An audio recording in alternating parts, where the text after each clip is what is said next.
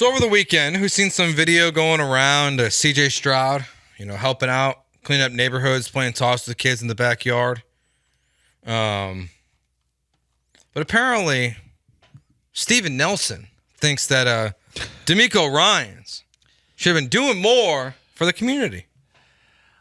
Honestly, I don't even know how to interpret what the hell Steven Nelson put up on social media. But I don't either.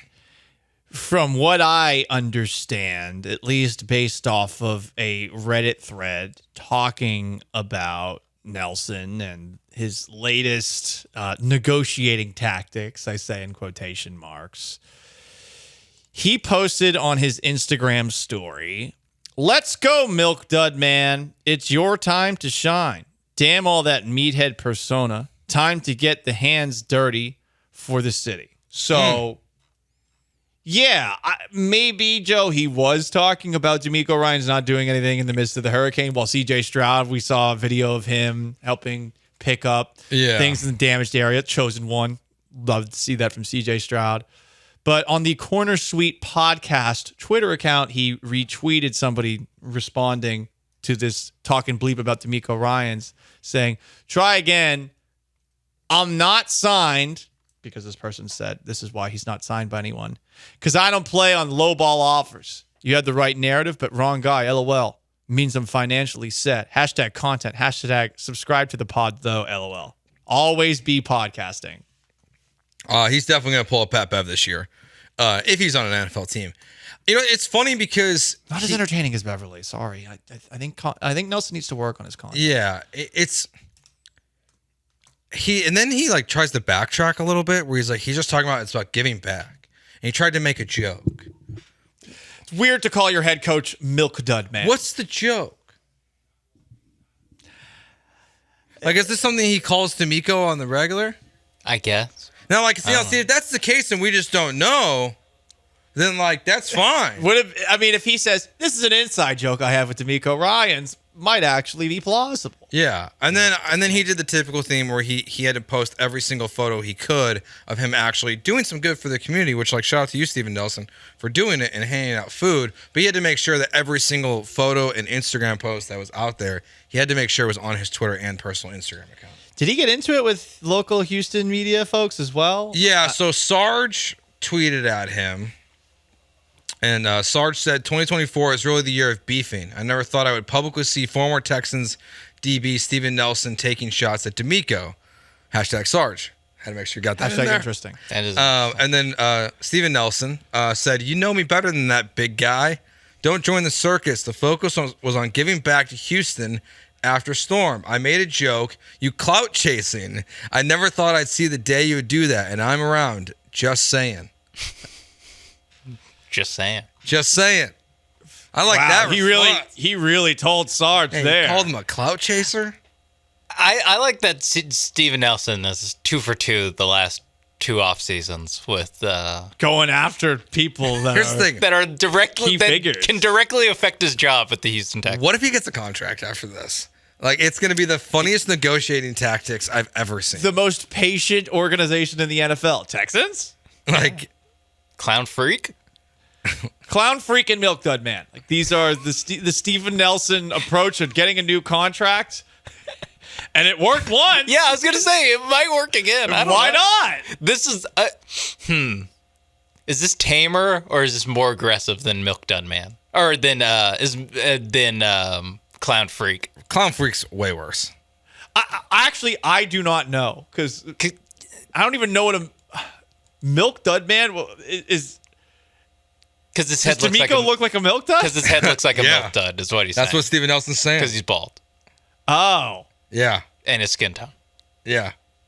Oh. Well, I don't see color, so thank you for explaining the last part.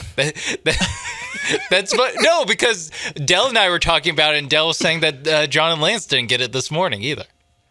Yeah, I would not think... Well, see, I think it's because milk dud's a poor candy, so people don't understand the reference, that's why.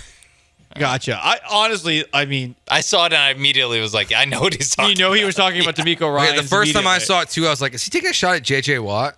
And then I had to think about it for a second, and I was like, oh no. I had to read the comments on a Reddit post about this to understand what the hell was happening. So, Milk Dud Man. it's pretty funny. In a what the hell is he doing? Why is he doing this a second straight offseason? So stupid. And now I'm So curious juvenile. It's really juvenile. To call him out over like not getting out of the community, I guess. And also, like, he did it right away. Like, It was like on Saturday or Friday, yeah, right? it's like, hey, dude, like, you're not part of the Texans. You don't know if they're. I don't know if they did anything or not.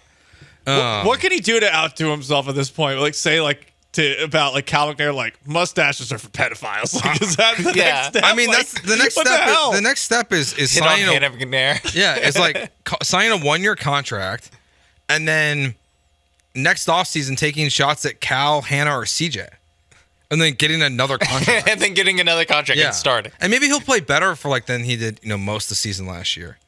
He also called out the Rockets, though. To be fair, He did. yeah, his original tweet said, "We need local sports teams to send relief for Houston residents. People are without food and power. Hashtag Texans. Hashtag Rockets. Stand up." What about the Astros? The Astros literally like played. I did not have power in my house, and the Astros played 2 games in Minute Maid Park. So in League City, like it hadn't got to us yet, and like the first thing I saw was I got a call from one of our producers saying that her car was shaking on the way in, so she was going under a bridge and then going to turn around. What did middle management Joe say? Like you got to get into work. No, I told her to go home. And then I looked on my phone and I saw Chandler tweeting, or Brian, I can't remember who it was, that the game was going to happen tonight, and I was like, "Duh, you're in a dome." And then the storm got to League City. Poor Vanessa. So I was like, oh yeah, Vanessa got rained on. Vanessa got smoked. I was gonna say they were in a dome. Purple didn't rain. help for a little while. No. Did not They help. were Did not getting help. drenched. That is crazy that they have the desk situated there because they've had this issue a couple of times where there's been leaks. But when you have a derecho, I mean, It was like, yeah, it was pouring. It was pouring. It looked like the storm was fully in the ballpark. I can't believe Not they just didn't. a little bit. I mean, I can't believe they didn't delay the game for a little bit. I Now, don't I think- have no idea what happened because I didn't have electricity and I was Yeah, trying I to conserve what was don't know going on when my phone. first pitch actually was. They might have delayed it. I just didn't know. But yeah, Someone sent me a snap like they were driving into the stadium and I was like, you know what's happening, right? Like, and she had no idea that there was a effing derecho around the stadium. In the to be middle fair, of the game. I also didn't know that there's a derecho happening because I just thought, oh, it was windy. Well, Yeah. I didn't know we had a name for it. I texted all my family about it right after it happened, saying like, "Hey, we had a pretty crazy storm here. I'm sure you're going to see some stuff in the next couple of days, but I'm okay. I'm fine. Just lost power for a little bit." And none of my family responded for like a day and a half, and then they all were like, "Whoa, holy crap!" That kind of hurt my feelings. Mom, Dad, my sister. I get it. My sister's about to have kid number 2, and they're all up in Massachusetts for that right now. But like, I would have liked some wishes of wellness. Congratulations to your sister, by the way. The only text I got know was what? so weird. F you, Sean. Oh no! How about me? I survived Congratulations. over 24 hours without power. I saw you on Friday. Yeah, we saw you cleaning the office. I survived on Friday. cleaning the office here. I That will that say. is Lot of something dust. to. That's yeah. a pretty dusty A job. lot of allergens. I sneezed like 12 times. You never know what you're gonna see when you open up some of these cabinets. I got a text from one of my family members, and they were just like, it was very polite but weird. It said, "Please make sure you mark yourself safe on Facebook if you're okay." And I was like, "What?" I would just say I am safe. I Take was this like- as my personal mark just to I you. was like, "No, we're good." Like, I'm like, if there's people in the family asking about us, like, we're all okay. I'm not gonna mark my like. I love marking myself safe on Facebook because I love it when like my relatives that I barely talk to but are way too on Facebook like react to anything that I post on there. Yeah, It's great. and that's how they would have known. Maybe that's how they would have texted you. They didn't You know text what, back. honestly, yeah. They were waiting for you to mark Unsafe. yourself. yeah, Facebook. can you mark yourself as currently questionable? like it's an NFL injury report. Nacho. Game time decision today. Yeah. What a got weird derechoed. experience. I saw Out Duracho. The Chronicle did a story on Vanessa getting rained on. Even I think it was like a purple rain. Yeah, comic, 'cause she yeah. was Greg, wearing I think purple. Greg put that piece out. Yeah. What? Oh, our favorite person. What? I like Greg. Joe, you hate everybody.